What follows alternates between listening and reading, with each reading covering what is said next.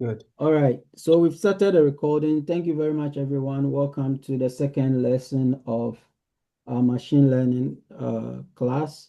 Today, we are going to do the introduction of Python and Python for machine learning applications. So everybody should just gear up as I hand over to Senor, our facilitator for today, to walk us through. So Senor, please Wow. introduce yourself and then let us know who you are and walk us through the lesson for today. Thank you. Right, thank you. That's the hard part. Introduce myself. Who am I? I'm Senor. Um, I am a Ghanaian. I always say where I come from. I come from Anyako. It's a fishing community. So I refer to myself as a fisherman.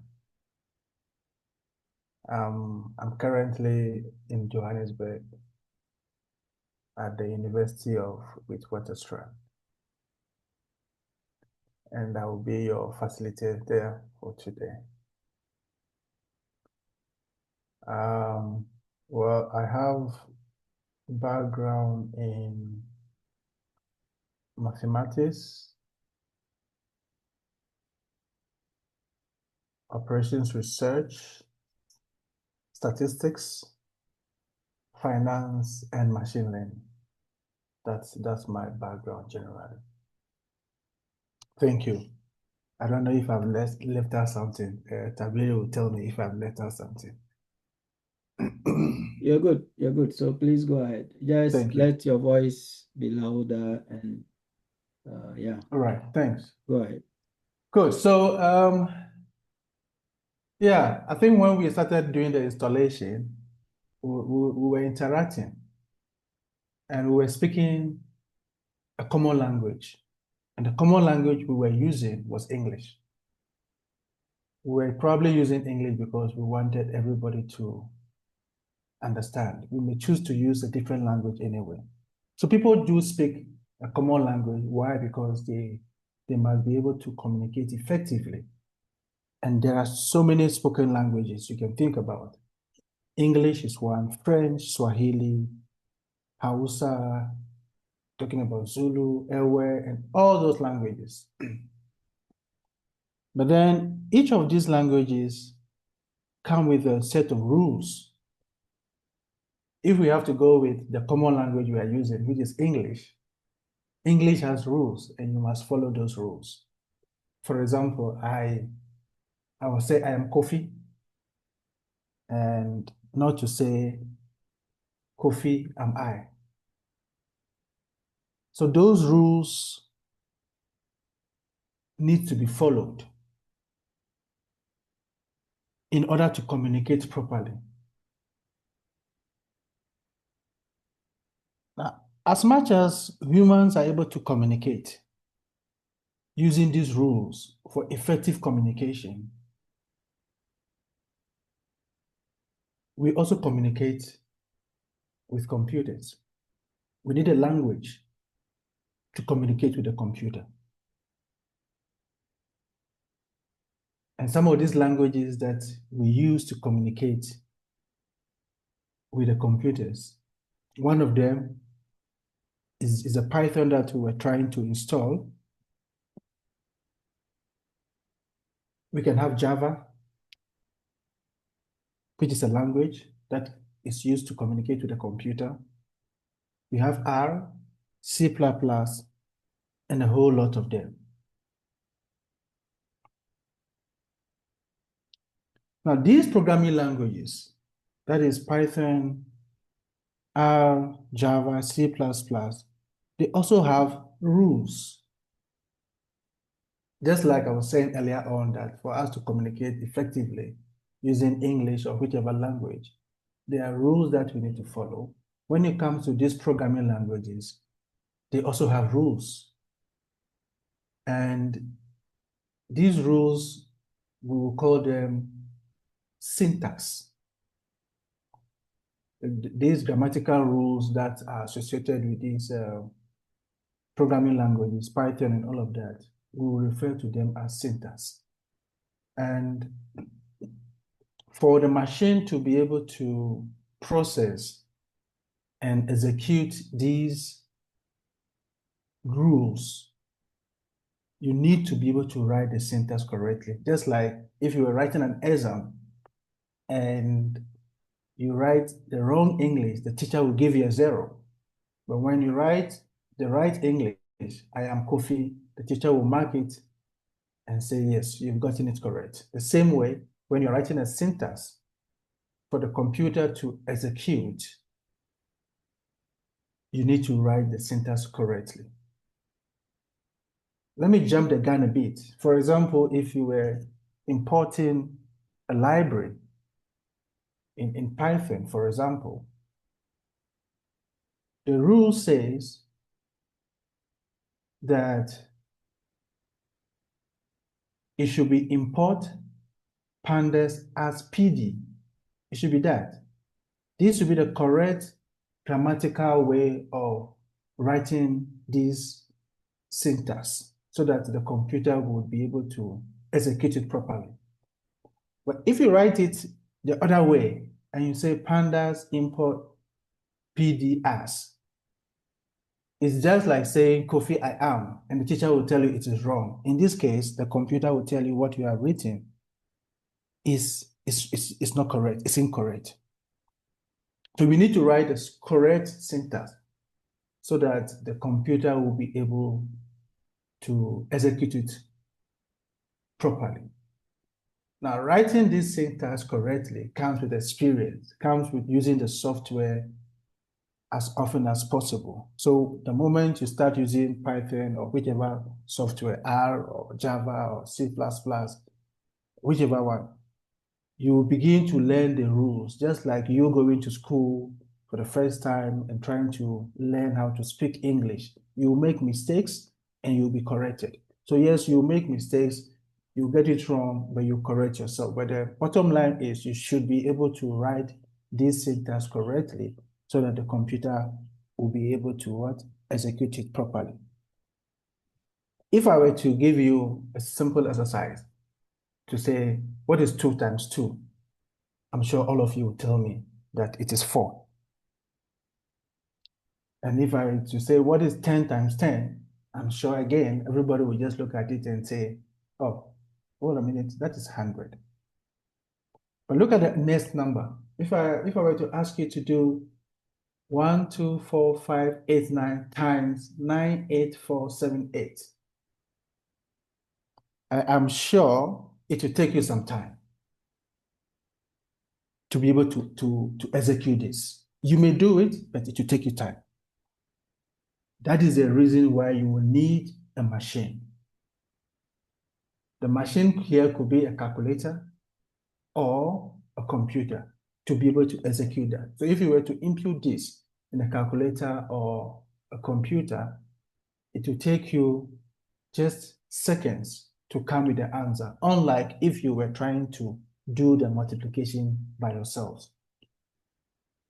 Now, these machines, the calculator or the computer that we are using for this multiplication, they use a software to execute the job in the background.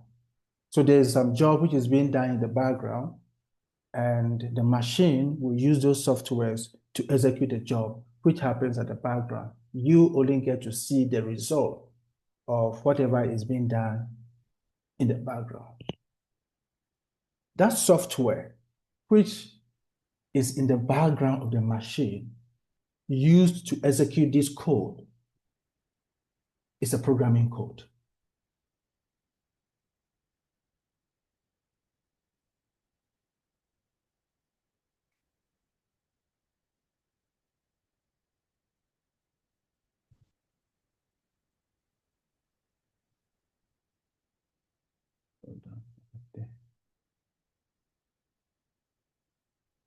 Good.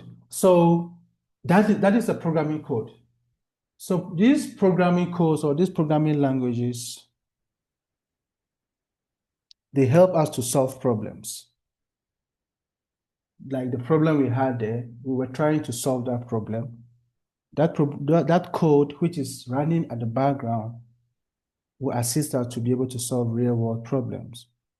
And they are used in different areas, in different fields. You can use it in finance, you can use it in engineering, what have you, because it makes work much easier. These programming languages are vital for machine learning applications. The languages that will be speaking to the computer are very important for machine learning applications. And to be able to apply machine learning, we require this language. The most commonly used machine learning programs or languages will be Python, which we are going to do. But there are others. It's not only Python, there are others. We can have R, we can have Julia, we can have Java, and a whole lot of them. There's so many of them that are available for us to use. Now, but these machine learning algorithms, they use what is referred to as algorithmic approach to solve this problem. Now, what is an algorithm? It's just a step-by-step approach to solve a problem. So you have a problem, you decide to say, how am I going to solve that problem? I'll start from step 1, then I'll move to step 2, and from step 2, I'll move to step 3, and all of that. It's just like you trying to cook. You have to start with the ingredients, you have to set the fire and put the ingredients in the pot, and then you start cooking before you get the final output. So that is that step-by-step approach. That is an algorithm, basically. So an algorithm will have an input. So the input here will be your tomato and your onion, your pepper, your fish, and all of that. Now, you want to prepare soup, which is the output. But you have to follow certain steps.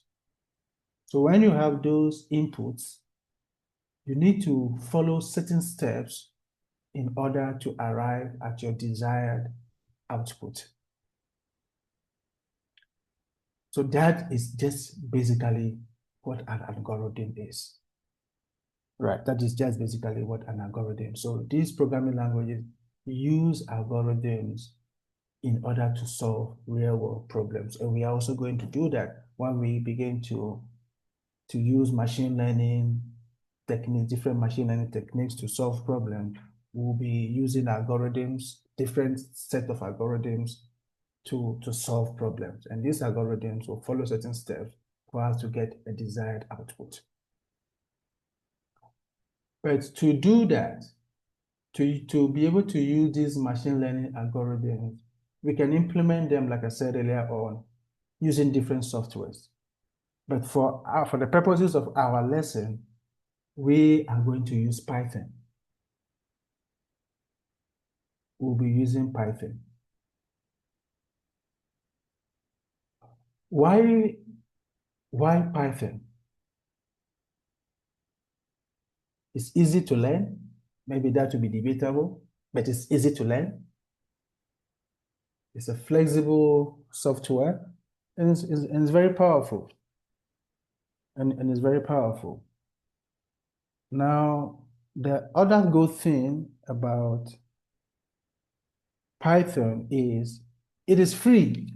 So you see, right now, when we were trying to install Python, nobody paid for it.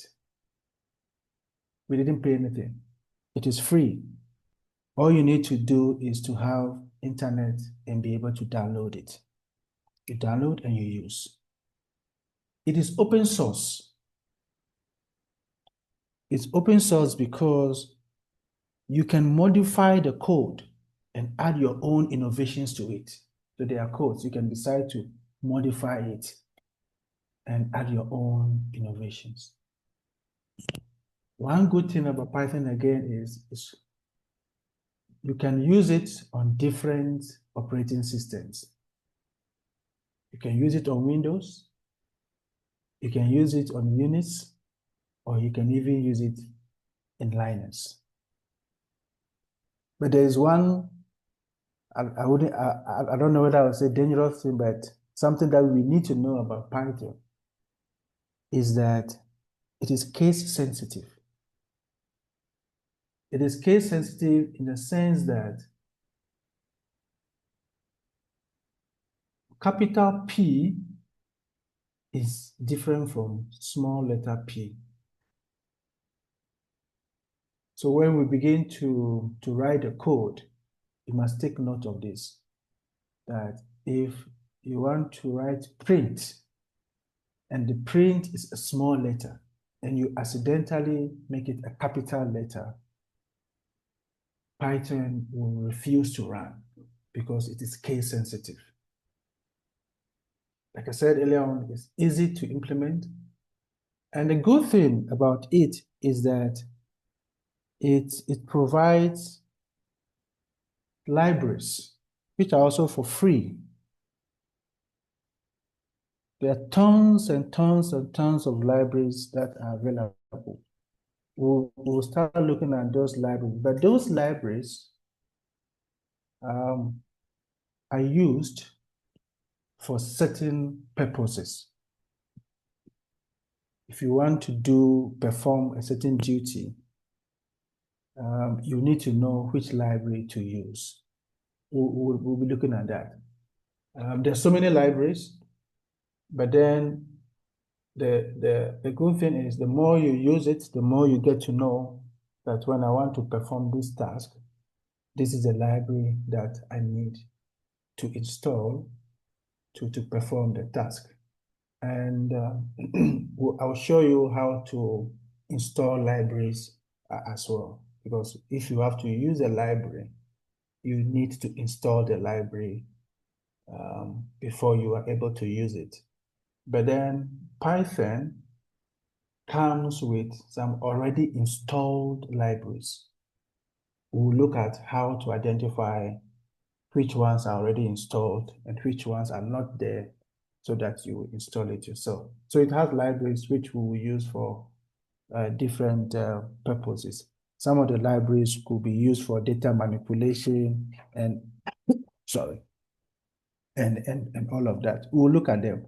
For example, if you were going to do numerical computing, you use a NumPy. If you are going to do visualization, which we shall do today, you can use a Seaborn and all of that. If it's for data manipulation, the pandas is there for us to use. If you were going to do machine learning, which is the focus of our study, you do the scikit-learn. For those who are interested in deep learning, you have the TensorFlow and the Keras. So all those libraries are there that you need to use. These libraries provide functions.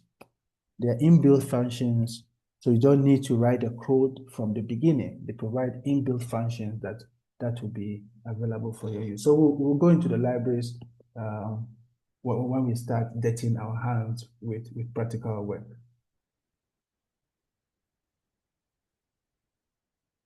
Right, so we had looked at the Anaconda and we spoke about installing it. We did it's a graphical user interface. That is why I decided that we should use the Anaconda, mainly because of what is called the IDE, which is the Integrated Development Environment. For those, is there anybody who has ever used R or RStudio? Let me put it this way. Is there anybody who has used RStudio before? Or anybody who knows RStudio? So if you have ever used RStudio or you know RStudio, it is similar to that because RStudio offers you that graphical user interface for us to use. So that is what Anaconda offers us. That is why we decided to go the route of Anaconda. And with Anaconda, we have, we'll look at Anaconda prompt and then the Anaconda navigator. This step here is just to show you how to invoke the Jupyter notebook, which is one of the integrated development environments that we'll be using. There are other environment IDEs that are available. There is a PyCharm, and then there is a Spider, but we are going to only concentrate on Jupyter Notebook. So this is just showing you how to get the Jupyter Notebook, but we'll demonstrate this practically. Most of the things that we'll do in the lesson will be hands-on, will be practical. Less theory, more practical. Now, just like any other software, when you are stuck and you don't know what to do, you can get help. If you're doing some analysis and then you're confused, you don't know how to go around it, you can always get help, even in Python. One way of getting help is going to Google, but you must be sure that whatever you are reading there makes sense. The only time, my only caution will be, you see, when there are so many things on Google, some are good, some are not good.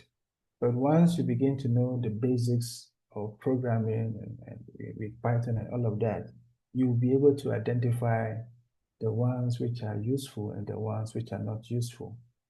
There will be other materials that I'm sure Tabiri and Co will share with you, some books that you can consult. So if you're looking for help, you can consult books. You can go to the software itself, or even go online, because maybe you have a function and you don't know how to use that function. You can also go to the software and ask for help from the software to tell you how to use a particular function. Yeah, so if you were looking for help from Python on maybe length, sometimes you can type the word help. We'll do this in Jupyter Notebook, but you can type the word help, and once you type the word help, what is in brackets is a function, and then you execute this. Once you execute this, it will give you how that particular function is used. If you are feeling lazy and you don't want to type the whole word help, you can use the question mark and then put the function next to it, and it's also the same as that. It will give you how this function is done in Python.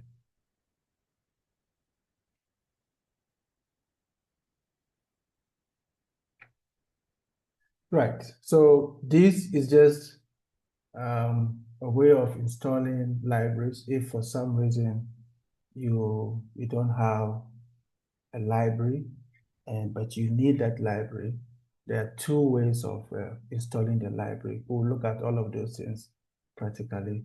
You can do that from the Anaconda prompt, or you can use the Jupyter Notebook to install libraries. Right. So I will end here with the talk and go straight to Python, and then we begin to do a few basic things in Python. Some data has been shared with you. We'll see how to write basic things in Python, and be able to also import data and do some basic statistics, visualizations, and all of those things on data for today. So if there is any question, I will pause and for a question before I move to the next stage.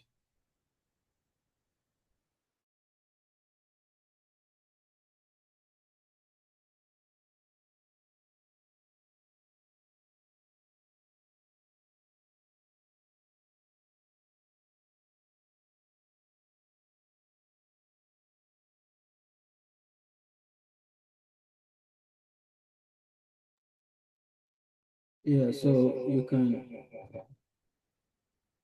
If there's no question, I think I can move on to the next stage of I the think study. somebody Hello, has yeah. unmuted. I want to ask a question. Yes, Please go ahead. go ahead. My name is Michael Anto, STU, Ghana, Sunyani. Please, Doc, as we are about to go through the Python, some of us, the installation is not all that complete. So I'll plead that after this one, then we post the slides on it so that after we have installed it, we can go through with the practicals.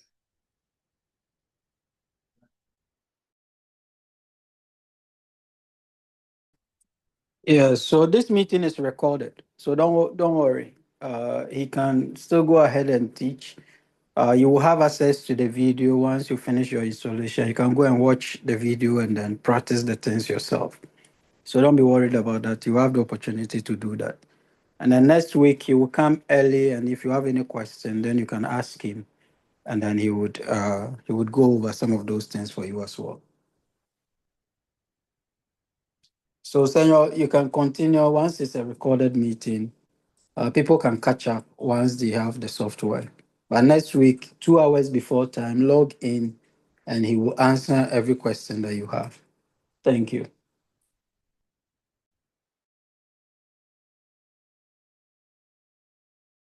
Okay, so I'll go to the next phase. Let me share the screen.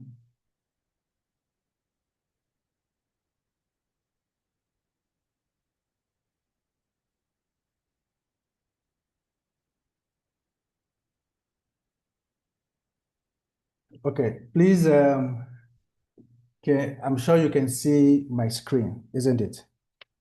You see something, Albert Vessels. Can you see that?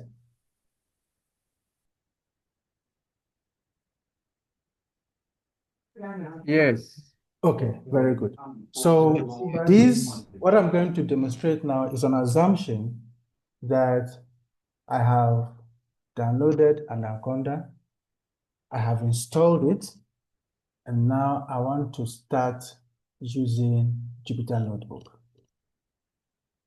Now, there are two ways by which you can get to Jupyter Notebook. I'll try and demonstrate both. On your search bar, I can start typing Anaconda. Then there are two things that you will see. There is Anaconda Navigator, and then there is Anaconda Prompt.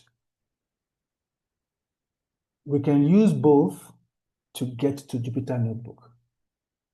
So if we were to use Anaconda Navigator, let's start with that. You click that.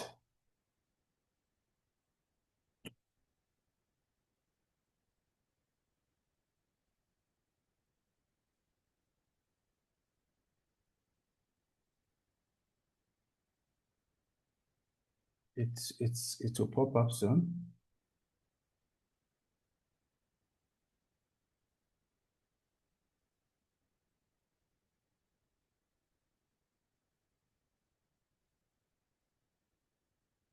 It takes a bit of time to load, so it's just loading, and so that is using the Anaconda Navigator, that route to get to Jupyter Notebook. That is one way of getting to it. Once this is done, I will show you the other way of getting to Jupyter Notebook as well. But that will be using the Anaconda prompt. taking a bit of time to open to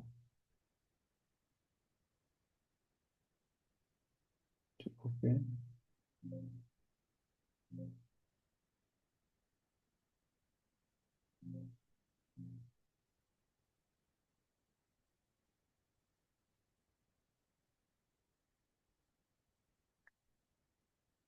So I'm sure you can see now. Can you see my screen? Yes. You can see my screen, right? So you just look for Jupyter Notebook. Here is it. Here is Jupyter Notebook. Can you see it? Here is Jupyter Notebook. Once you click the Anaconda navigator, these will open, these will come up. Now, when these come up, all you need to do is to go and launch it. Just click launch, and Jupyter Notebook will be open.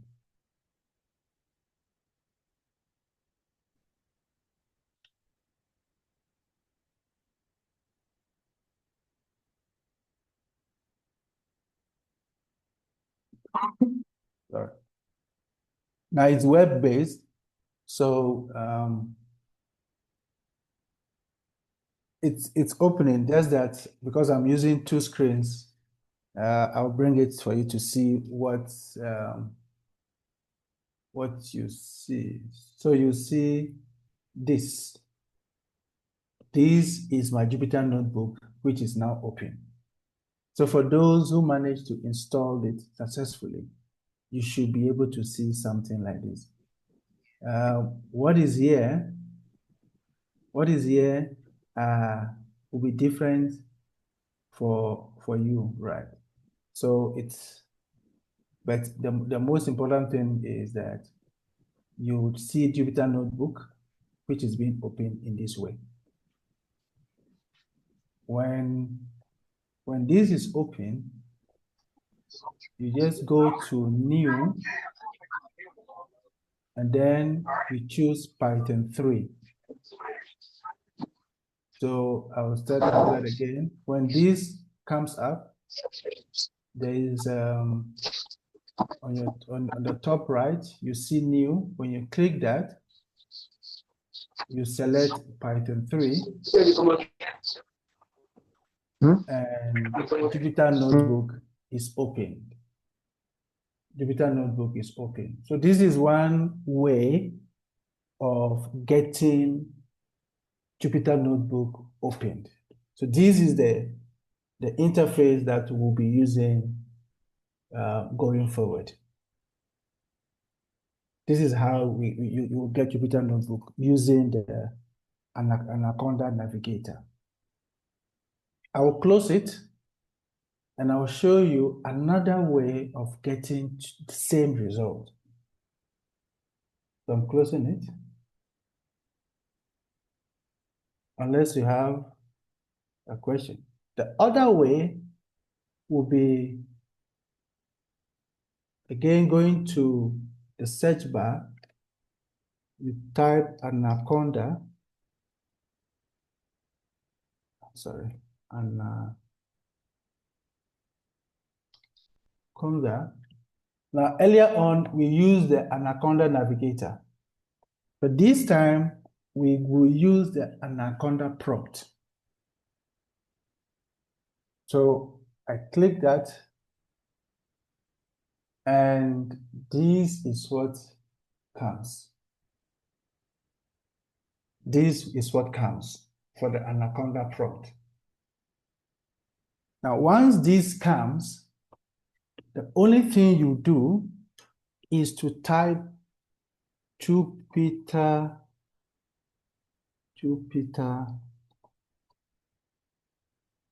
Notebook. You type Jupyter Notebook. And once you type Jupyter Notebook there, you hit the enter button. You see something happening there. There we go.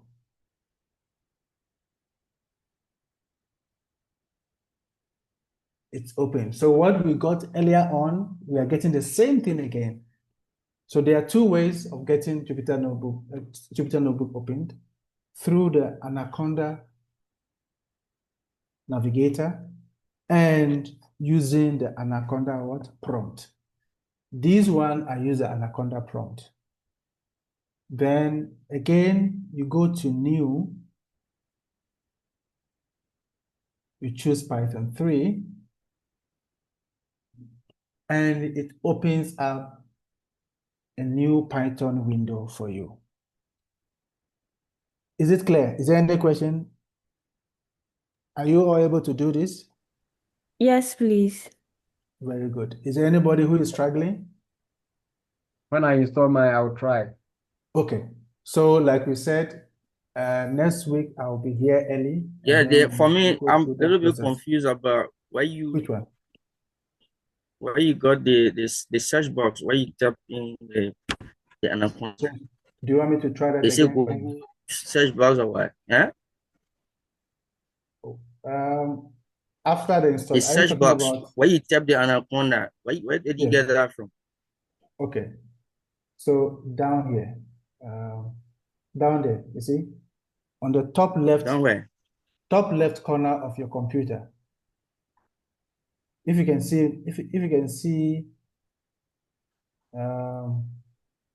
here, can you see? Yeah, I'm seeing Albert Research Computer. Can you see where I'm circling something here? Here, The lower left corner. the lower left, yes, the lower Yeah, left. I can see. Yeah. So when you start typing, that is only after you have successfully installed it, right? Once you start typing Anaconda, then you see Anaconda Navigator or Anaconda prompt showing. So like I did earlier on.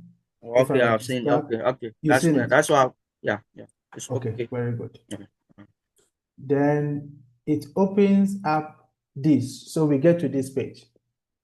Are we all comfortable with how we got to this stage? Yes, please. Good. Now, when you get to this stage, we are now ready to work with Jupyter Notebook. Now, if you look at it carefully, there is something there called untitled. It is because this page, which is open, is not saved. So if you want to save it, what you need to do is to click on this untitled. Here it says untitled 3. So maybe yours would say untitled 1, depending on how many you have opened.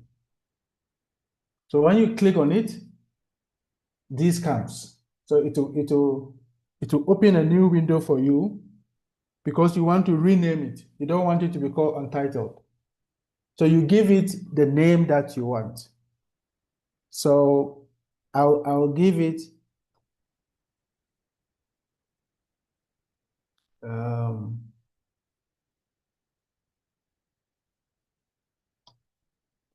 young, sorry.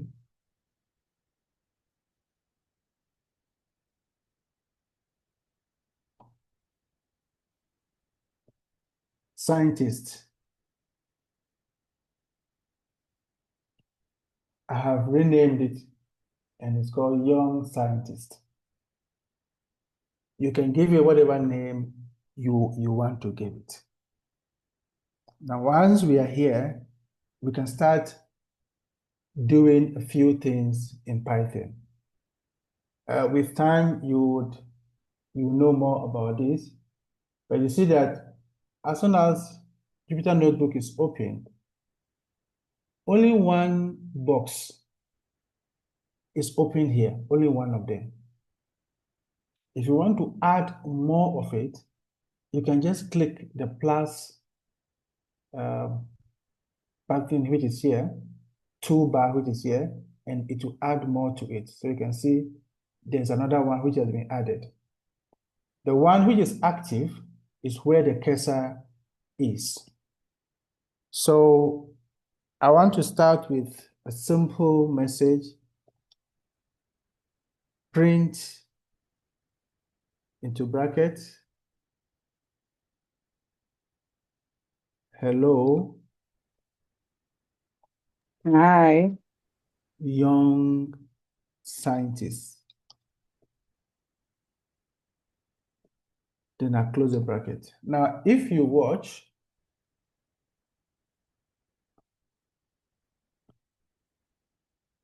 hello, young scientists, I put it in quotes. You will learn about data types. And when you learn about data types, you realize that hello, young scientists is a string. You see him in the meeting. So when you type in a string in Python, you need to put it in this double quote, or it can be a single quote. A string is just a text. Hello, young scientist is a string, or it's a text. So therefore, I must put it in that inverted comma. So I've done that. Now, earlier on, we said that Python is case sensitive. So the P must be a small p. Now, when it is done and you want to run it, you just click this button which is here, and hooray, there you go. Hello, young scientist. The result is displayed here. If I were to make a mistake and make the P capital, see what happens. Let me actually copy this.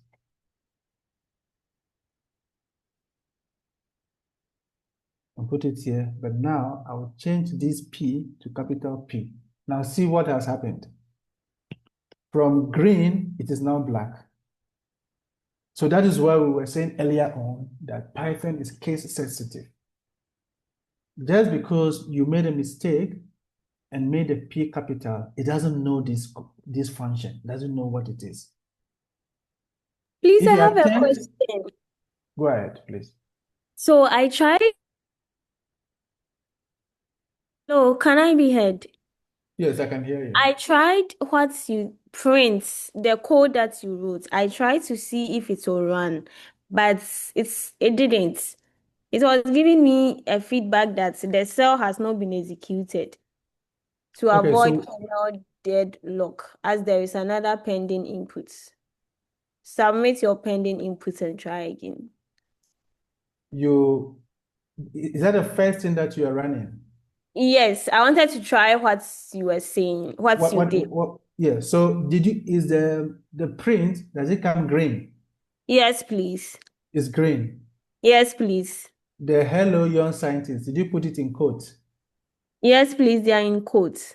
Okay, so the cursor must be there. And then, well, how did you run it? Did you click this? Yes, So the arrow, the play button there, I clicked on it. this one, Yes, please. and it doesn't run. Yes. So okay, you keep it. I'll come back to you. I'll come back to Okay. you. But if I should do this again, see, there you go. It runs again. So I'll come back to you, and then I will see what the problem is. So this, It has worked for me. so to this is just a simple way of writing a code. So maybe I want to print another thing. I want to print, this is 2025, and then I'll run it again. It prints whatever it's there, 2025.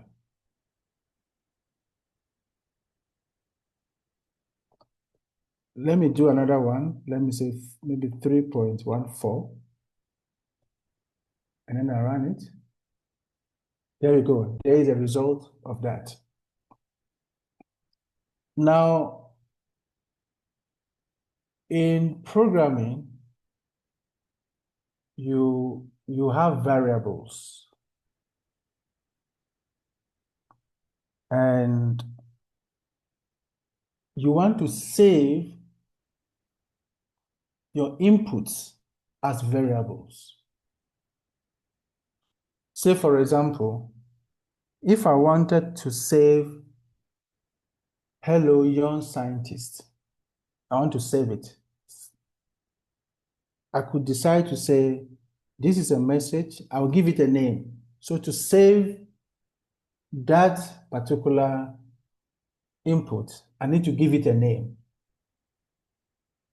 Now, in giving it a name, please make sure that you don't give a name which is an inbuilt function of Python. What are the inbuilt functions? These are functions which are already existing in Python, which are used to execute certain jobs. For example, if you want to find the mean, the word mean is a function in Python. So you must try as much as possible to avoid giving your variable name to be something which is a function that exists in Python. So I give it message. Now, when I give it message, I must assign it. So I'm going to assign the word hello, young scientist. I'm going to assign this to a variable called message. So I opened the double bracket and I said, hello, young scientist, and I close it. Now see the difference between this and that when I run it. When I run this, you can see that no output has been produced. Unlike this one, when I run it, the output, you can see it there. Now, so where is it? Where is the output? This output is saved in what is called message. So message is a variable. To see whatever is saved in that variable called message, you need to print it.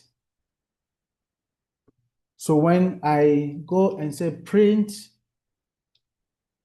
message, I am saying that whatever it is that I have saved in message, please print it for me.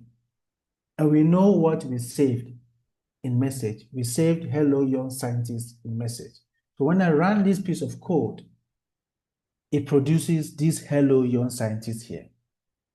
So the difference between this and that is that for this, I have assigned this input to a name. I've given it a name. The name that I've given it is message. But over here, I have not assigned it to any name. And what is used to assign is the equal sign. If for some reason you also want to do some few multiplications, you can have 45 times maybe 1. When I run it, it gives me 45. But I could decide that I'll assign 45 to a variable and I'll assign 1 to a variable. So I could decide to say, look, for 45, let me just call it A. It's 45. When I run it, it is saved in memory. So if I call out A, like we were doing earlier on, it will tell me it's 45. Then I could maybe have B and say it's 1. You need to run it. It is saved in memory. So there is A and there is B, which is in memory. I know them to be variables, A and B. If I want to now do multiplication, I can simply call A and call B. Knowing that A is 45 and B is 1, I can simply call it and say multiply A by B and give me the result. So when you do that, it gives you what? 45. Because A is stored in memory. But look at something interesting. I will do the same A times B. But let me go and do something else. And now do the A times B times B. Multiplication here is the star sign, which you have on your computer. Now I'm doing the A plus B again. Can anybody tell me what the result may be? Anyone? What do you think will be the result?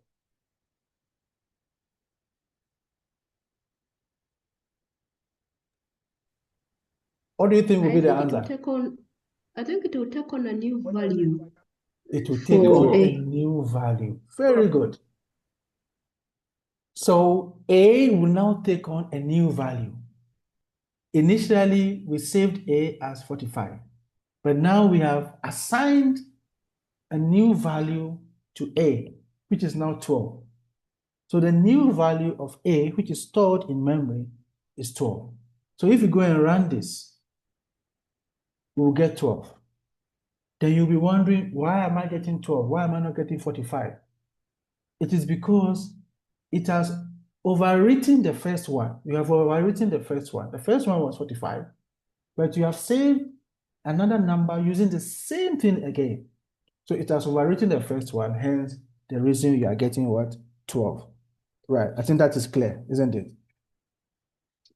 Right, then we said, so you can do a whole lot of things here, multiplications, additions, and all of that. We will not go into those things. Those are basic. We'll not go into all of those.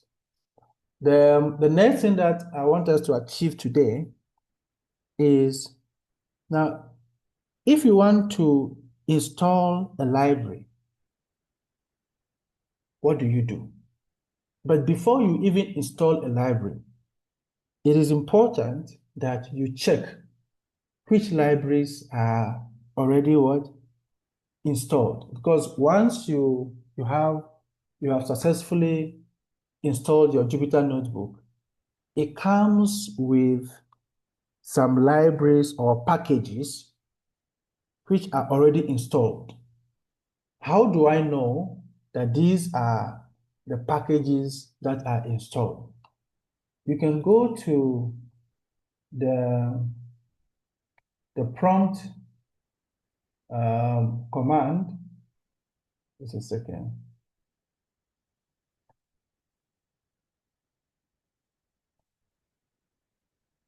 You can go to the prompt command, the Anaconda prompt command. And when you are in the Anaconda prompt command, you just type conda list. In the Anaconda prompt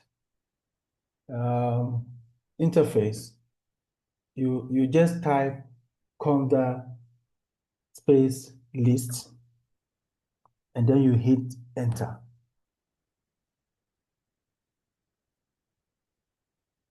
There you go. It will show you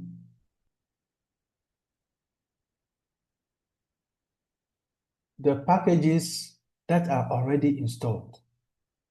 So look at the packages that are already installed. That came as a result of you installing Python. These are all the packages that are already installed. So if you need any of these packages, you don't need to install them again. You just have to call them.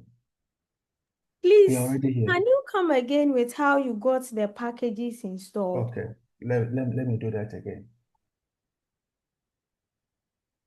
So if you want to know which packages are already installed,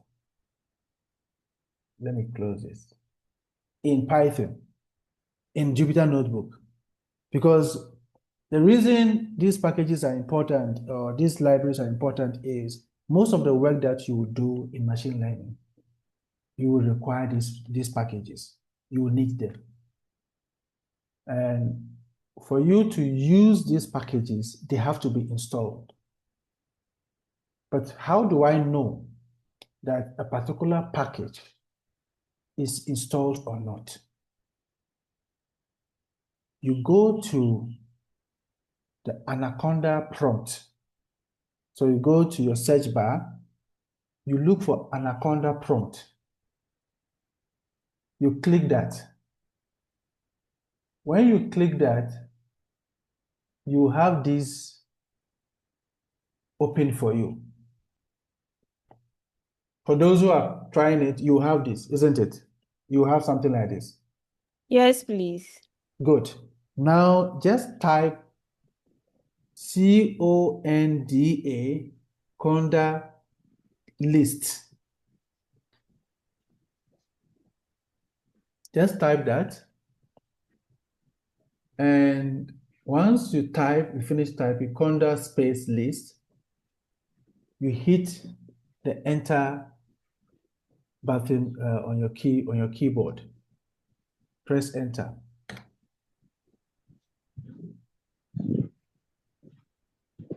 Hooray, there you are. Yes, please. I've seen them. You've seen them. So all these packages are already installed. So if you need to use any of them, you don't need to install anymore. You just have to what? Invoke them, import them, and use. So I'm sure, let me see. There's pandas already. So there's pandas there, there's NumPy. They are there. You just go through and see the one that you need. There's scikit-learn already. There's Seaborn. Yeah, so the basic ones are there.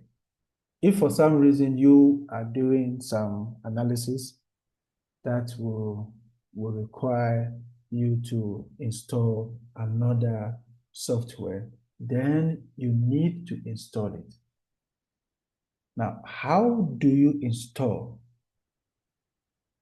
a package? You can install a package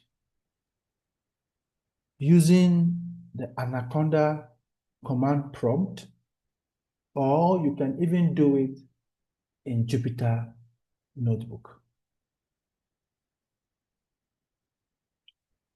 You can install a package using this over here, or you can even do it using Jupyter Notebook. Now, if you want to install it using this approach, all you need to do is to type pip. I don't know if you can see. Will I? Let me do this.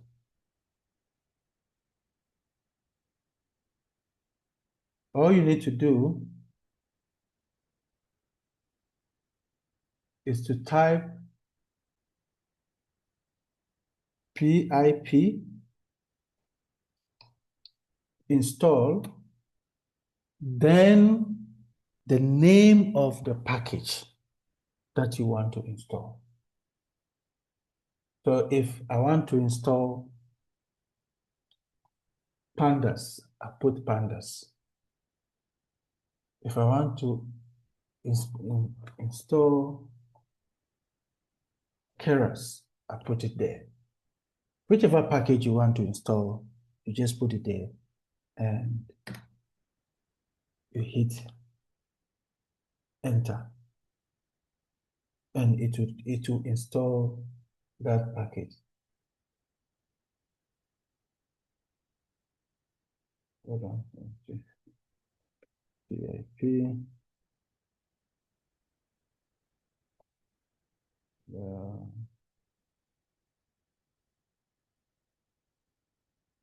There you go.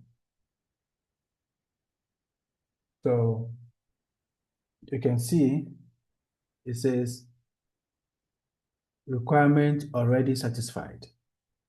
So pandas has been installed. So whichever package you want to install, you can just, let's say, I want to install SG Boost. I want to install SG Boost. I just do that and hit enter.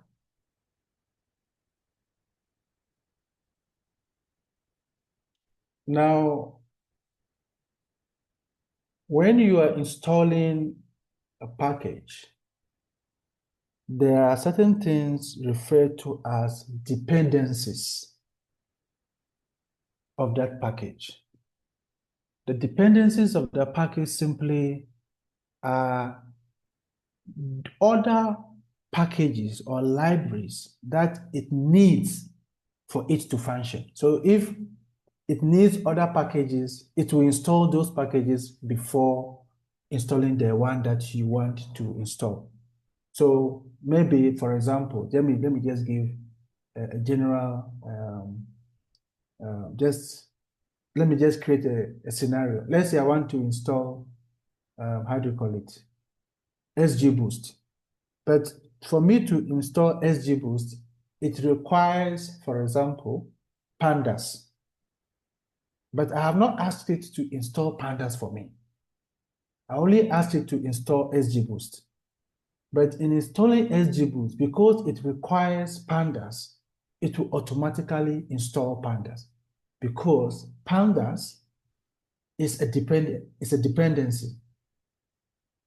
So it will install every other dependency, any other software, any other package that the package you are interested in would depend on. Because it depends on it, it has to install it. It's still busy trying to download it. It's still busy doing that. So this is one way of installing a package. The other way is to use Jupyter Notebook itself. So in Jupyter Notebook, you can do that by using this exclamation sign that install, then you now put the name of the package or the library that you want to install. So whichever name it is, let me just do Seaborn. Then you run it. Now, if you watch carefully, good, there we go. I wanted to show you something, but it was already done. Let me use another one, which will take a bit of time. SG Boost. I'll bring your attention to something. Good. This is what I want you to take note of. See this. You see this? There's some star there. It means it's busy doing whatever it is doing. It's still busy doing some work. When it's done, you can see that star is gone. Installing collected packages successfully installed. So that package has been installed successfully. So now you can bring that package and use for whatever purpose you want to use it for. So that is how you install libraries or packages. Any question on that before I move on?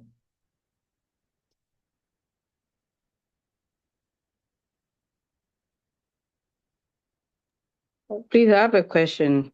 Please go ahead. So if you use the different approaches to install, you have duplicates of it. No, what happens is, the packages are updated. So if you have a package or a library and it is not the latest version, and you asked Python to install it, it is going to give you the latest version. But if what is there is already the latest version, then it won't do anything. So you can have a package or a library which is there, but maybe that may not be the latest version. You can still go ahead and install it, and it will install the latest version. I don't know if that answers your question.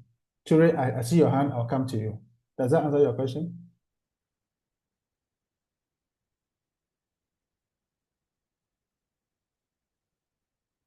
Okay, I'm not getting any comment from you. Probably you are satisfied. Ture, please go ahead. Yes, so thank you very much. So since like the packages have to be updated every time, is there any command that we have to use to update the packages that we already have, or how do we do if we want the latest version of that? Yeah, so if you want the latest version, you just need to go and do what we just did. So maybe I have SGBoost there. Probably for some reason I feel it's not the latest one. I just need to go and install it, and it will go and pick the latest one and install for me. Yes, also, and how do we know that we need the latest version and we have the like old version of it? Okay, that's a very good question. So it's a simple question, but I'm trying to see how I'll answer it. Maybe you see the latest versions of the libraries, because they are latest, they are able to do certain functions that the old one may not be able to do. So if you have a package which is there and you are calling it to do some job and it's not able to do, then it is an indication that it could be the old one and it's not able to do the latest job that it's supposed to do. Then it gives you a hint that no, this package is most likely the old one. I need to get a new one. But if it executes the job, then hooray, you are fine. You don't need to go and do anything again.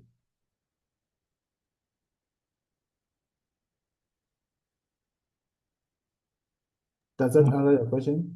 Yeah, okay. Thank you very much. Okay. I have a question too. Please go ahead.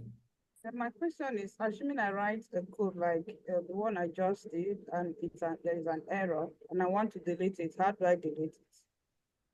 Oh, okay. So let's say, let me intentionally make a mistake.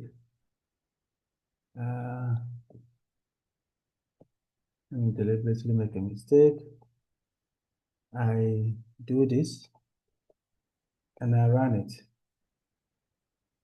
You're talking about this, isn't it? You're right, exactly. So you can decide to correct it here and run it, or you want to delete if you want to delete this whole thing here, just make sure the cursor is there, and then there's a scissors there. There's a scissor. Cut this cell. You are cutting that cell away. So once the cursor is there, you go to that thing that looks like a scissor. Once you hit it, it's gone. Okay, what about the Anaconda prompts? How can I delete it? We are not using the Anaconda prompt for the programming. We are using Jupyter. The Anaconda prompt, we were only using it to install package.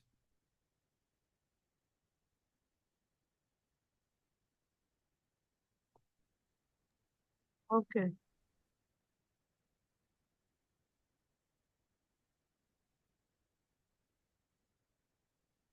Any other question? Hello. Sorry. Hello. Yeah. I could see some sign just at the where you are typing the script. On that bar, there is a sign looking like a dustbin. Is it possible we can use that one to also delete? Yeah. You can use it. You can use it. All right. You can use Thank it. you. So if I do 2 plus 2 here, 2 whatever, if I do this, it takes it away. You can use that. You can use that as well. It's fine. You can use that or you can Thank you use very that. much. Yeah, you're All welcome. right. Okay. If there's no other question, we can proceed quickly to how to import, because I want us to be able to import data. How do we import data? Please, do you all have the Excel spreadsheets that were shared?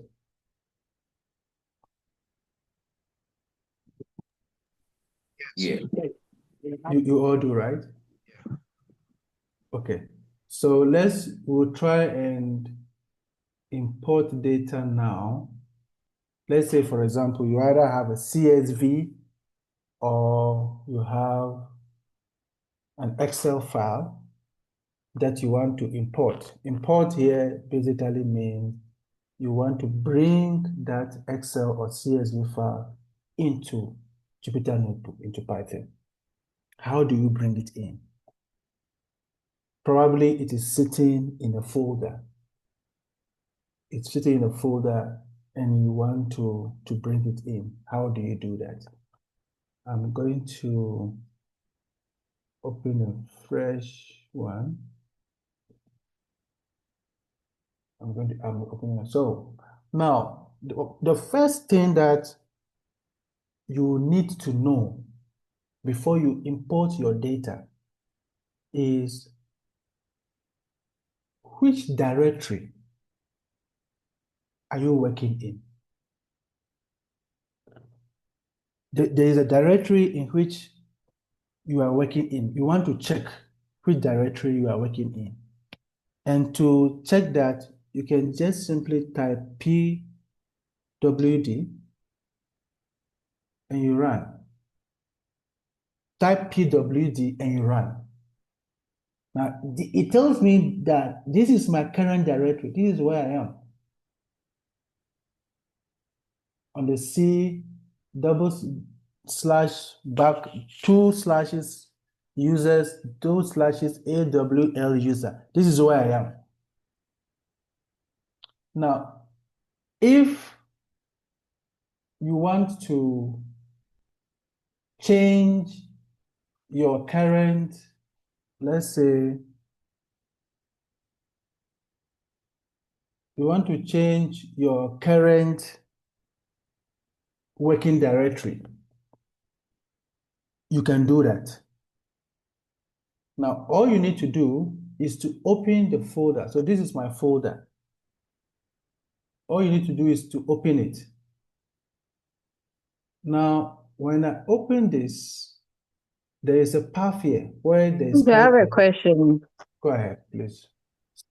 So the pip install Mhm. that I did was still running. And so, Yeah, like you said, if the it thing takes is some busy, time. it shows that way.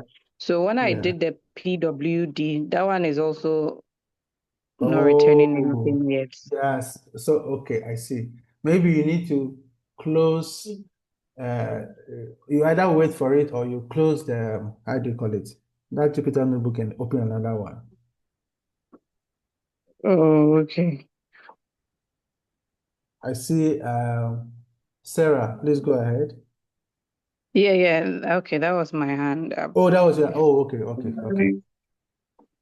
So, yeah, I think I close this one and open another one. Yeah, you can close it and open another one.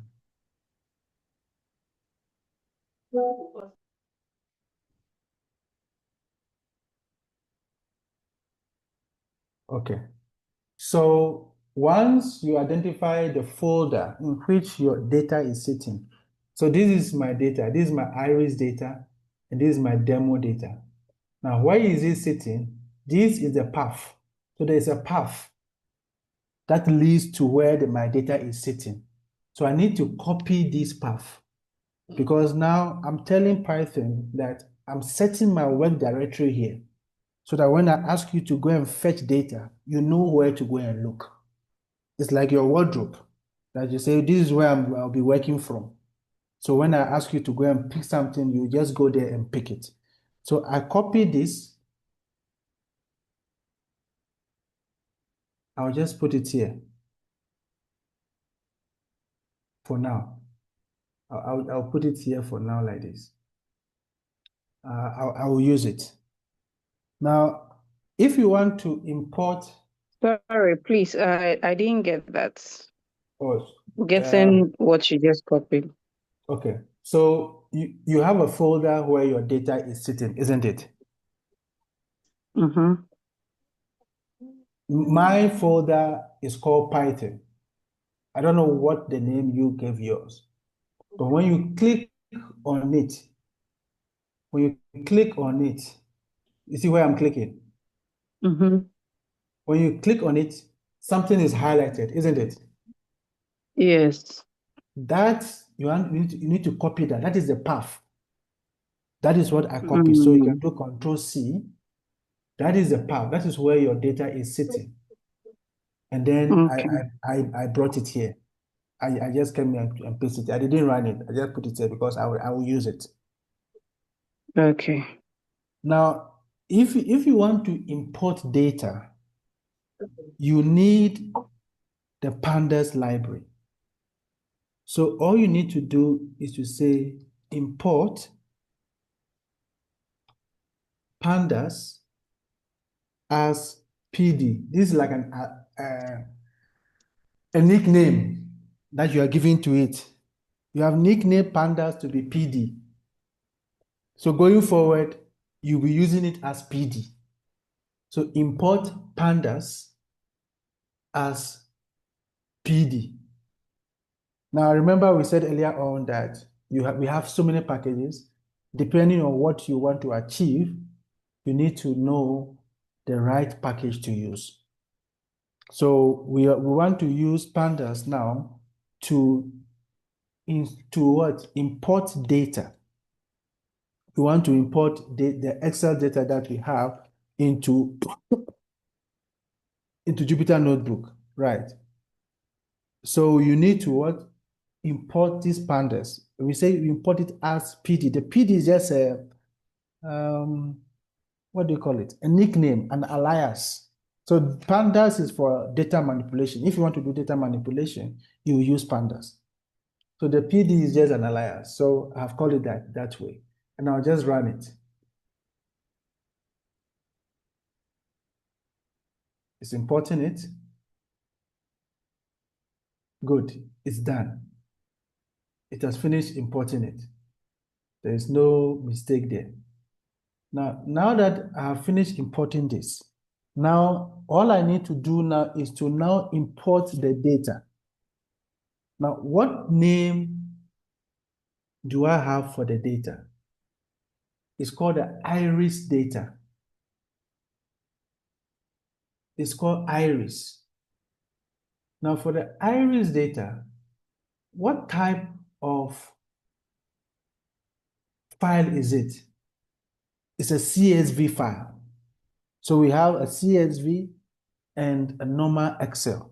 So if I want to import a CSV file, all I need to do is to say PD, and what is the PD? That's the pandas,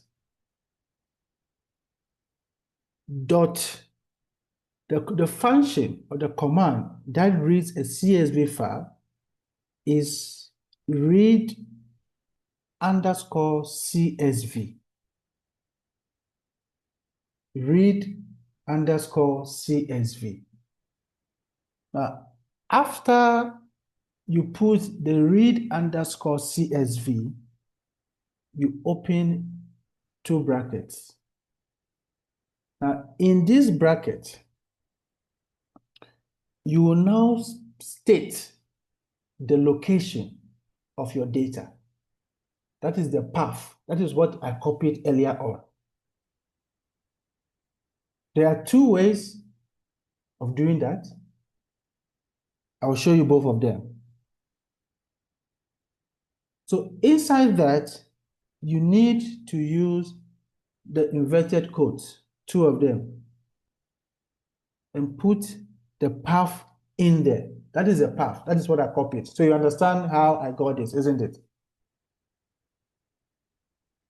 Now, if you if you watch carefully, this backslash is only one. If you want to use a backslash, you will need to use double of it. So it's either you introduce another one for each one of them, or if you prefer not to use the backslash, then it must be 1/1. So whichever one you prefer, you can use. So I'll do one first, then I'll do the second one for you to see the difference. So I'm doing the /. It must be only one. Now, once you have stated the path, the next is to write the name of the data. So it's an iris data. It's called iris. But what is the extension of that data? What type of file is it? It is a CSV file. That is very important. After doing all of this, you want to assign it. You want to give it a name. What name do you want to give it? Maybe I want to give it the name data 1. I want to give it the name data 1. Please, do you understand this process? Or should I go over again? You're trying to import data. You have some data, which is a CSV file. You want to go over again? Okay. So where do I go over from? Are you comfortable with how you got the path? You got the folder's location. Okay. From that point. So this is the folder. So you need to open your folder, the folder that you have saved the, how do you call it? The data in. Oh, sorry.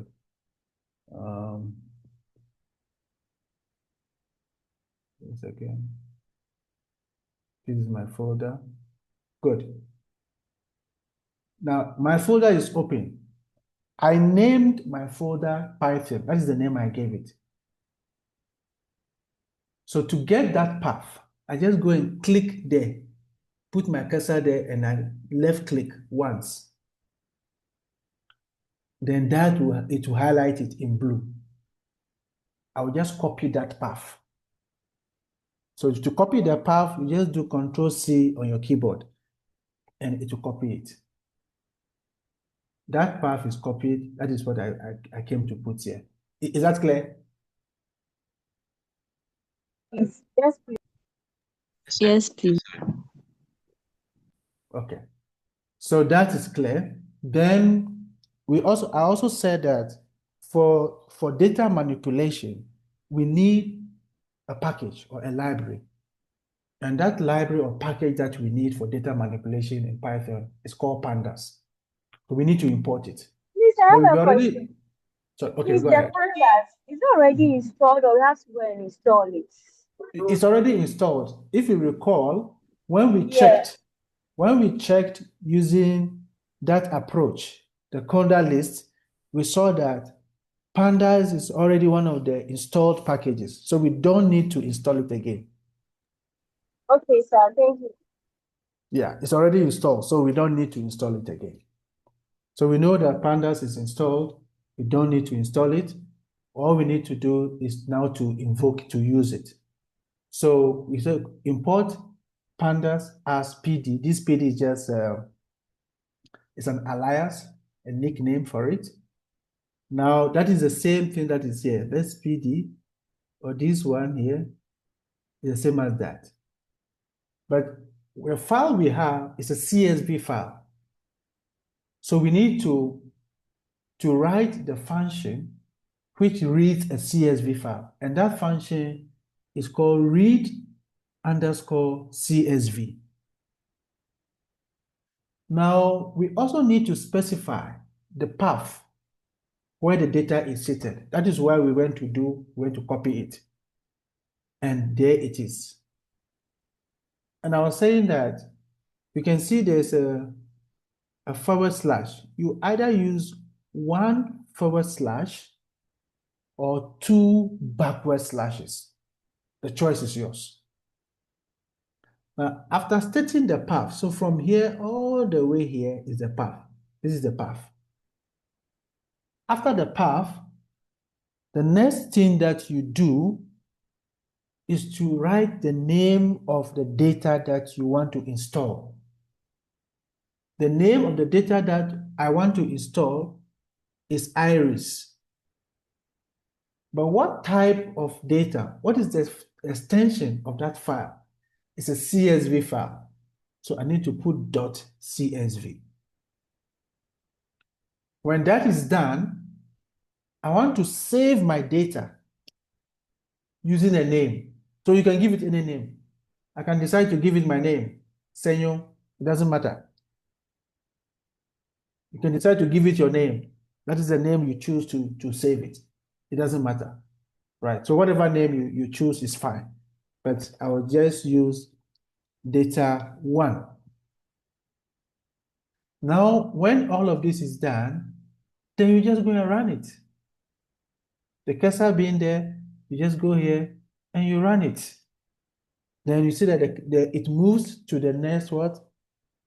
The next cell. Now let us check some basic things about this data. Remember, we saved it as data1. So I can go and say data1. I am interested in the first 5 observations.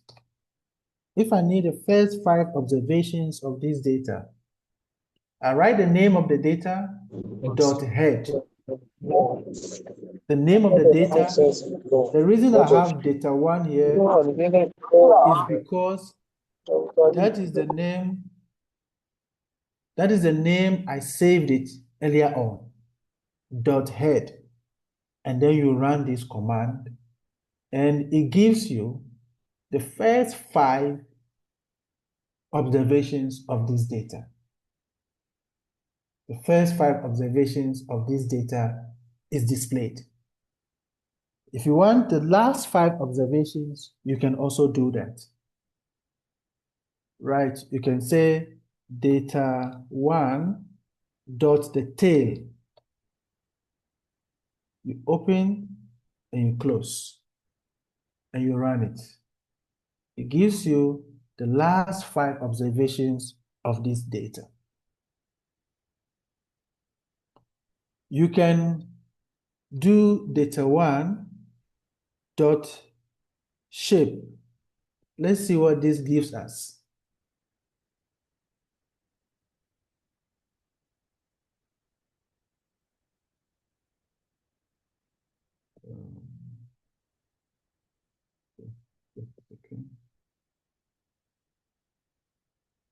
Because it will describe the type of data1. Let me see that.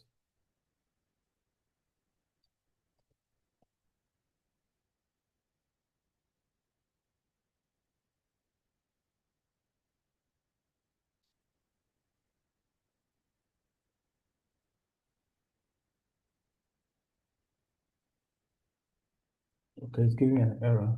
Okay, but I'm coming. I'll try and see if I can fix it. But that is how you import the data. Now, we can use a different approach. Let me use that before I come back to that error. The other thing I wanted to show you was, now I'm changing this to data2. But look at what I'm going to do. I'm going to change this to double backward slash like this, like that,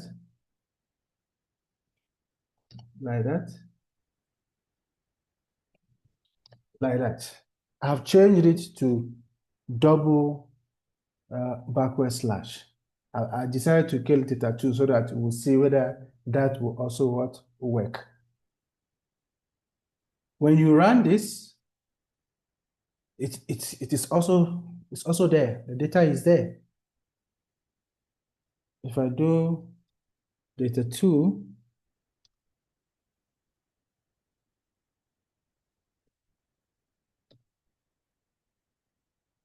again is there. That is also there. So this is how you import a CSV file. Let me ask permission from my boss before I do the next one. Sabrina? Yes, I'm here. I know we've gone past the time. We want to respect time. So do I have permission to finish the next few things before we call it a day? So let's just put some 20 minutes on it. And Okay. members, if you agree, just give me a thumbs up. Either say so. Okay, so while they are doing this, you just give me 1 second. Okay. All right, we have the approval, so please go ahead and let's finish up in the next 20 minutes.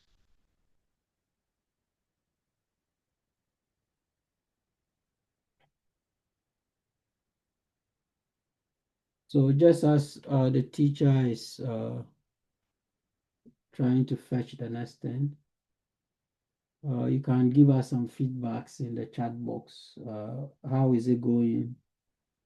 Are you understanding it? For some of us, this is the first time we have understood coding and using the software Python. So let's get some feedbacks in the chat box. I am loving every part of the lecture and learning the basics of coding.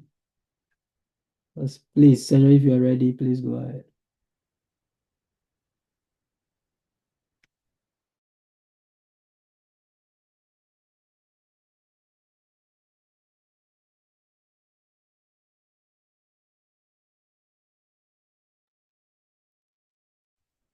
Yeah, somebody says it's really going well. Excellent lecture. Enjoying it. So I hope you are enjoying it too. Senor, are you ready? Yep. Yeah, people are saying it's going well. You're doing a good job. Keep going. Thank you. Thank you, my boss. Right. So the next thing that we want to do is to import an Excel file. So remember what we did was to import a CSV file.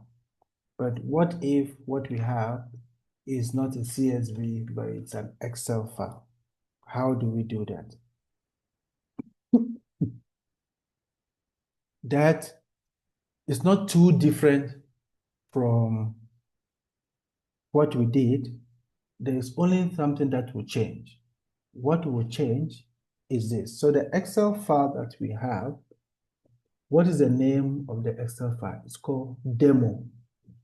It's DEMO. So let's take note of that. It is still in the same path. It's still in the same folder. Now, what will change is this.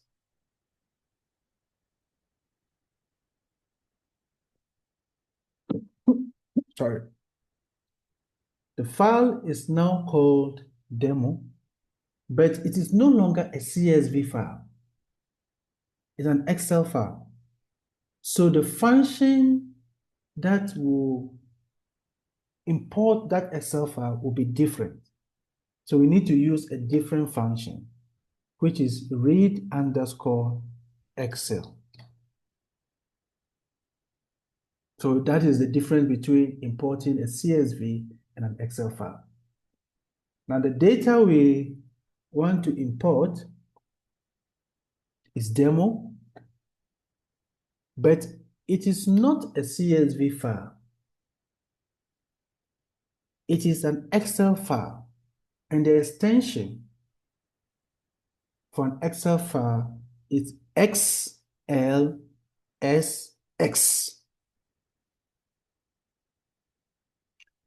CSV is CSV, for Excel is XLSX.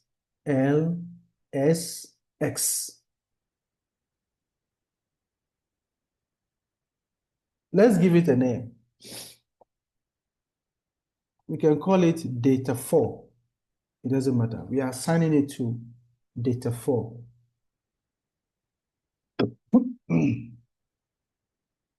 Again, it's a matter of choice.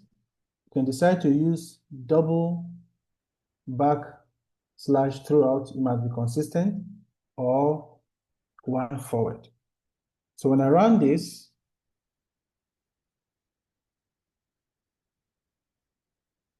my data is there. That data 4 is in the memory. I can use it for whatever purposes that I want to use it for. So I can go and do data 4 dot head. It will give me the first 5. Those are the variables: age, gender, education, household income. It gives me first 5 just like before, and all of that. So that is how to import a CSV and how to import an Excel file. Now, the CSV file. Please, I have a question. Okay. If I want to see all the information I have on the file, what should I do?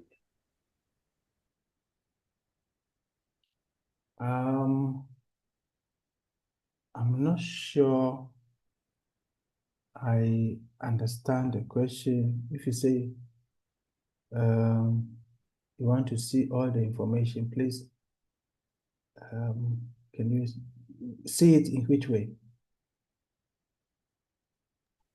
Like maybe I don't want to see only the first 5. I want to see all the information, like from maybe the first one up to the last point, and then maybe I have about 35.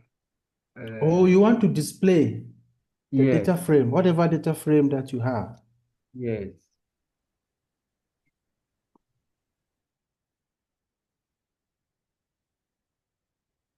So I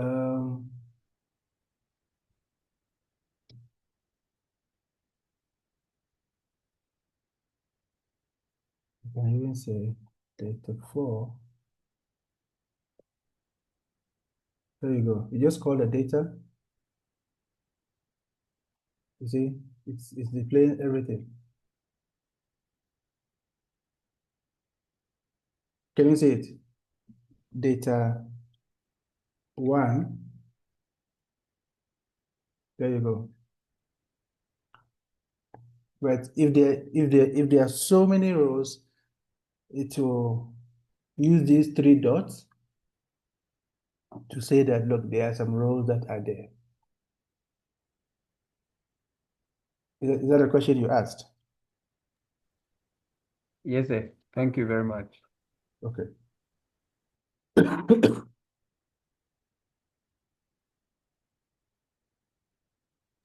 So somebody's asking. Please, I have a question too. Before Okay. Sarah, you come. Somebody's asking in the chat. Max is asking, please, how about displaying the middle data, if there are particular data you want to display? I haven't tried to display a middle data, to be honest. That's a good question. I'll probably figure it out. Maybe, okay, so, no, hold on. To display a middle data, okay, no. That means, that was the next thing I was going to do. You are subsetting. So if you are interested in particular rows and particular columns, you can do that. That is subsetting. So say, for example, okay, before I do the subsetting, I think there was another person who wanted to ask a question. Yes, Sarah, you can go. My question is going to take us back. Like when I copied the path where I'd saved it gave me an error. Path gave you an error. Mm-hmm. Okay. Where did you get the error so that maybe which So file after which data were you trying to import? So you said you copied the path where you had saved all the files. Where you have, yes. So that's Where what I you have, tried to do. yes. So maybe it may not be the file, but the code. So I want to see where you went wrong. That was I want to know which data were you trying to import? Which what? Which of the data were you data sets? We have two, iris data and the demo data. Which one were you trying to import? So I thought you had to copy the path first before you can import, or Yes. The path, you don't run the path. You're not running the path. You are copying okay, the so you path. just copied. Yes. You are copying it because, okay, let me clean here. You are copying the path just to use. So you're not copying, you're not running the path. You are copying the path because you want to use it. You're not running it.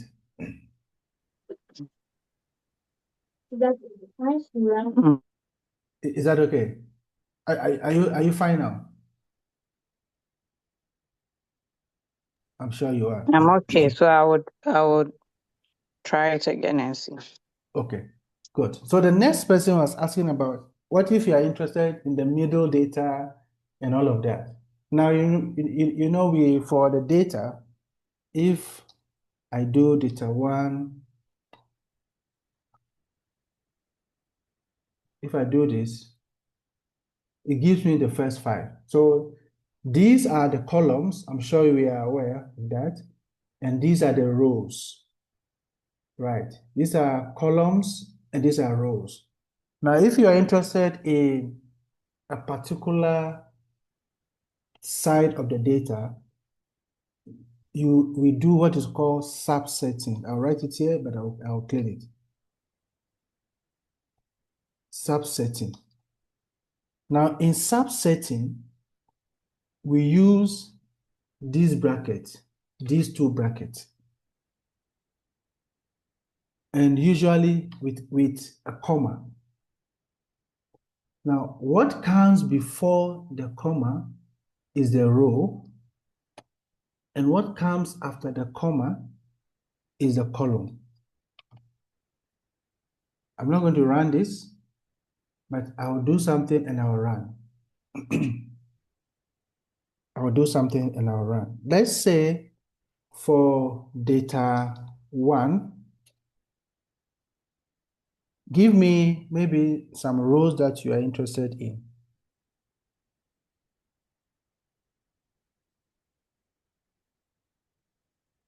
Can you just give me some rows? Is it row 6? Row 6. Okay, so let's say we are interested in from the first So first to 6 to 6 to let's say 10. 6 to 10. Very good. Now, so the way to do it will be now that is for data one. I am interested in, do we use what is called ILOC, integer location. Integer location. That I is integer location, meaning that for this data, let me open it and close it. You use numbers. So I'm interested in 6 colon 10. Because 6 to 10 is coming before this comma, that is the row. That is the row you are interested in. So I'm interested in rows 6 to 10. Which columns am I interested in? Maybe I'm interested in all the columns, or I'm interested in a particular column. I can state it. Maybe I'm interested in the column from column 1 all the way to 3. Now, when I run this, you see what it gives me. I wanted 6 to 10, 6, 7, 8, and 9. But there, you see, it starts from 0. So if you look at the data carefully, this indexing starts from 0. So you need to be careful. That is one difference between Python and R. Python starts from 0 for a vector, but R starts from 1. Sorry. So this is 6 to 10. So, but what is important here is that this first number here is the row, and this is the column. And that is the column. Now, if for some reason you want to again subset, but you don't want, because if I write 0, column 3, I don't know the column, I don't know the name. So let's say I am interested in some particular columns, and I know the names of those columns. I want this one and this one, only these two. I want this one and that one. What do I do? How do I subset those ones? Once you are subsetting using the name of the column, you are then going to go for its location. Look, so this is the difference between this and that. This is an integer because you are using numbers to what? Identify it. But here, I have, let's say 0, maybe to 3. Let me still do 6 to 10. 6 to 10. Let me close it. Now I'm interested in the column. The column that I want,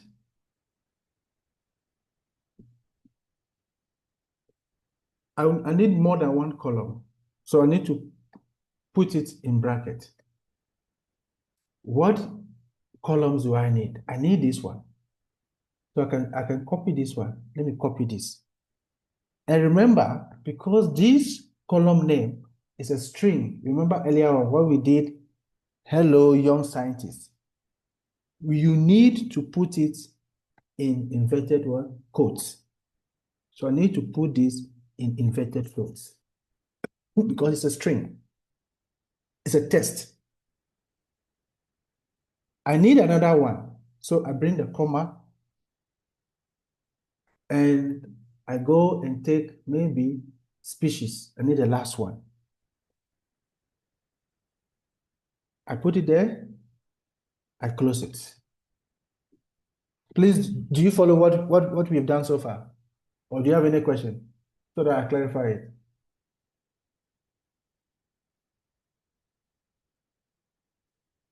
When I run this, see what it does. It picks sepal length cm, this, because that's what I specified here, and it picks species, that. And for the rows, it picks from 6 to 10.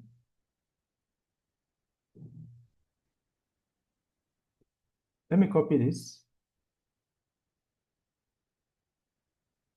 No, let me copy this one. Let me start with this.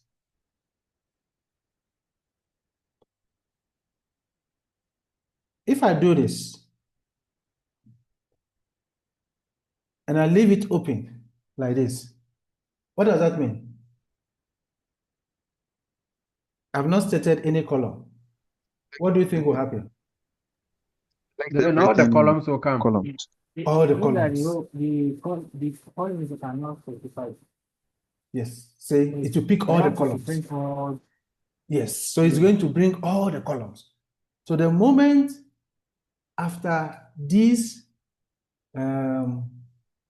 comma, I do not bring anything, then I am telling it that I need all the columns. If I don't bring anything here, I'm saying I need all the rows. I need all the rows. So if I take this and put it here, and then I say, for example, I need 0 to 3, but for the place where there are rows, I do not put anything there.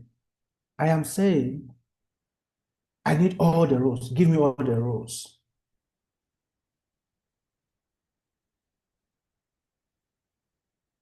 No, hold on. It should valid. Give me a second.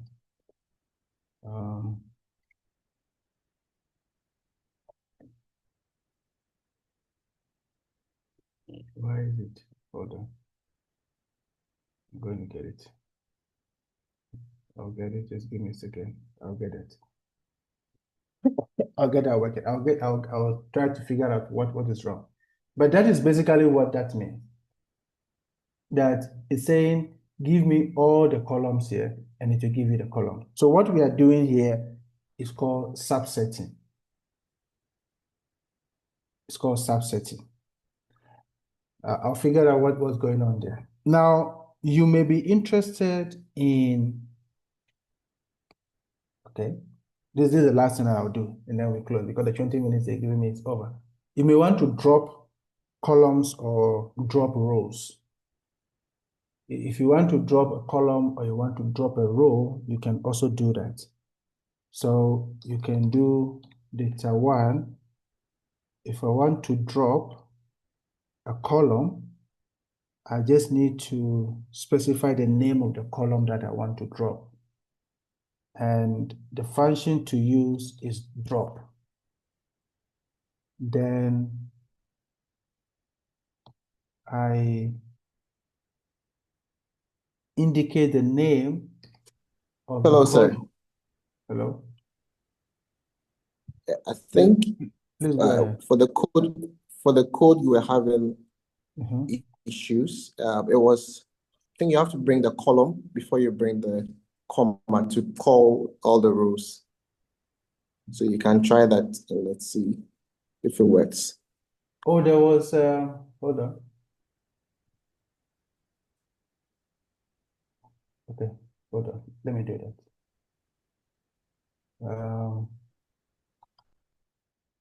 That, right? Where is it? Dot ILOC.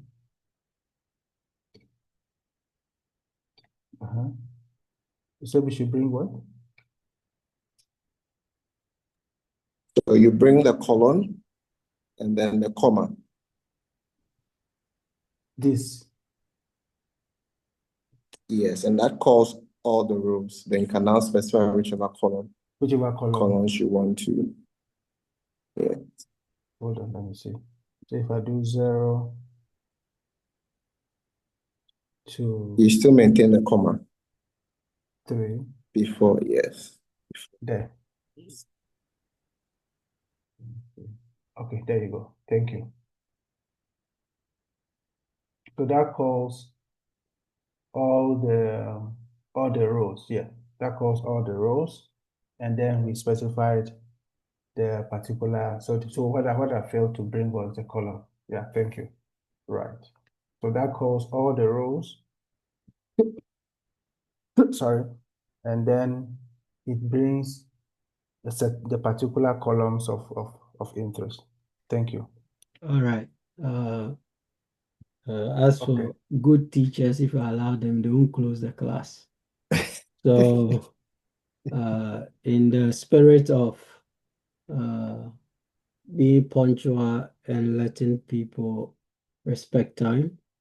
We will close down the class for today and reopen it next week. So it won't be next 2 weeks. Next 2 weeks, we are looking at data science and how to clean your data and use it in machine learning, how to collect your data. We have one of the experts who spent all her PhD looking at data, how to input missing data, how to collect data, how to work it out for machine learning. So she'll be coming, she's from Malawi, and I'm personally happy to have her on board.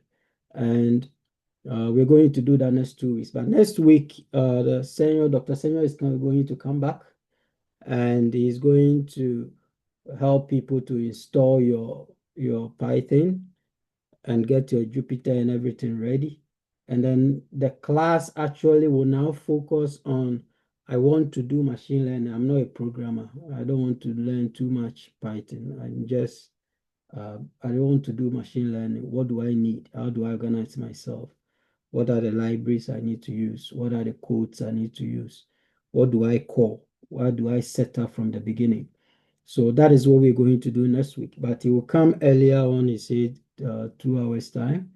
So by 4, he will be in, and then he will try to help everyone that wants to set up. So try what you can in the interest of time. Just try what you can before then. And then when you come and you have issues, he will help you set up. This has been the best programming class I've sat in, and a lot of things are making sense. And so the programmers that are here, that you are being a part, don't be bored. Just be patient with us and let's go through this phase. And then next week we'll start doing some serious business. And so thank you very much everyone for coming. Thank our teacher, Senor. We really appreciate your patience and your class 1 teaching methods. And I hope everybody has gotten a lot. This meeting is recorded and we are going to post it on our pages. And you can go back to it when you have your computer set up. Just go back to it and watch it and follow all the commands. We are going to also give you resources. So most of the commands you'll be using and all that, we are going to prepare that into a folder where you can go and access in case you want to do something. But there are resources online you can go to get all the commands and try them yourself as well. So thank you very much, everyone, for coming. And next week, we will meet again. God bless us all. Bye-bye. Thank you.